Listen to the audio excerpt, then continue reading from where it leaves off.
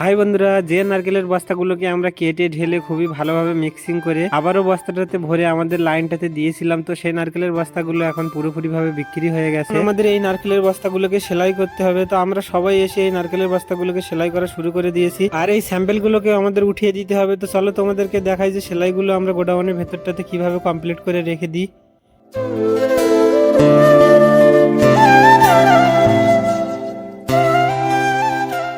এখন আমাদের এই গোডাউনের সব নারকেলের বস্তাগুলোকে সেলাই করা পুরোপুরি ভাবে কমপ্লিট হয়ে গেছে। তো এখন আমরা চলে যাচ্ছি যে স্যাম্পেল গুলোকে আমরা ঢেলেছিলাম, তো সেই স্যাম্পেল গুলোকে নিয়ে কি কাজ করছি চলো তোমাদেরকে দেখি। যে বস্তা থেকে আমরা নারকেল গুলোকে আমাদের লাইনটাতে স্যাম্পেল হিসেবে ঢেলেছিলাম, সেই বস্তাটাতে নারকেল গুলোকে আমাদের ঠিক এইভাবে উঠিয়ে লাইনটাতে টেনে দিয়ে বস্তাটাকে সেলাই করে রেখে দিতে হবে। আর সব স্যাম্পেল গুলো আমরা ঠিক এইভাবে উঠিয়ে নেব। আমাদের এখন এই গোডাউনটা পুরোপুরি ভাবে সেলাই হয়ে গেছে। তো চলো আগে গিয়ে কি কাজ করছি আমি দেখাচ্ছি পরের ভিডিওটাতে। ভিডিওটা ভালো লাগলে লাইক, শেয়ার, কমেন্ট,